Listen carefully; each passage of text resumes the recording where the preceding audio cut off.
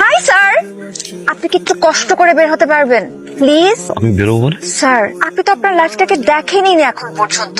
এই শহরটা রাতের বেলা জেগে ওঠে, তাই আমি ঠিক করেছি আজকে আপনাকে জেগে ওঠা শহরটা আপনাকে ঘুরিয়ে দেখাতে। চলে আসুন স্যার, প্লিজ স্যার, প্লিজ আপনি বের হয়ে আসুন স্যার, প্লিজ প্লিজ প্লিজ।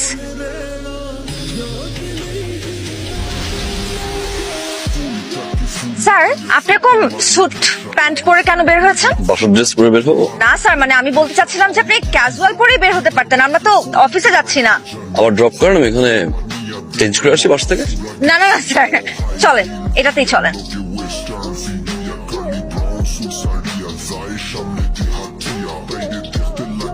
ভাই ভাই, আয়েশা ম্যাডামকে দেখছিলেন? স্যার, আশা ম্যাডাম তো ছুটিতে গেছে, আপনার জন্য একটা কার্ড রেখেছে। কিসের কার্ড?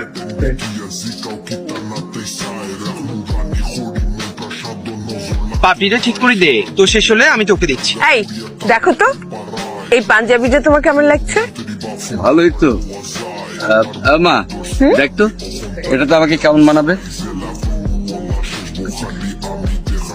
হাই।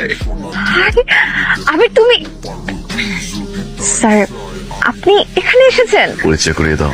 মা বাবা, উনি হচ্ছেন আমার অফিসের বস মিস্টার আবির। বাবা তুমি এসছো, আমি খুব খুশি হয়েছি। তোমরা গল্প করো, আমরা একটু আসছি। আই ক্যান বিলিভ যে তুমি চলে এসেছো, তাও ঢাকার থেকে এখানে।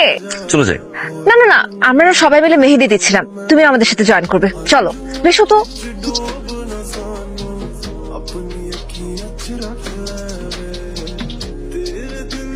এখনো বলবে না কি? ভালোবাসি। ভালোবাসি? এভাবে বললে কোনো মেয়ে ইমপ্রেস হবে বস? কিভাবে বলবো? তাকে কোনো একটা সুন্দর জায়গাতে নিয়ে যান, তারপর তার কাছাকাছি যেয়ে তার চোখে চোখ রেখে জমানোর সমস্ত কথা তাকে বলে দিন। আর তাতে যদি কাজ না হয়, তার সামনে হাঁটু গেড়ে বসে চিৎকার করে বলো, ভালোবাসি ভালোবাসি ভালোবাসি।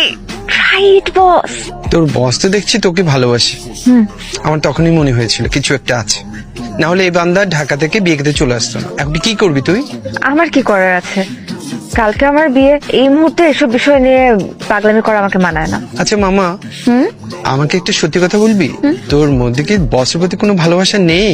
ওনার প্রতি একটা মায়া আছে, অদ্ভুত একটা মায়া। আমি এর থেকে বেশি কিছু জানি না, আমি গেলাম তো, থাকো তুমি। আচ্ছা আয়েশার মা, এটা কি হলো? আমি কিছু বুঝে ওঠার আগে আনএক্সপেক্টেড ভাবে কি বলে ফেললো। এখন আমি কি করব না করব, কি বলবো কিচ্ছু বুঝতে পারছি না, মাথায় কিচ্ছু ধরছে না আমার। আমি তো কিচ্ছু বুঝতে পারছি না, কি করবো এখন? কি করা যায়?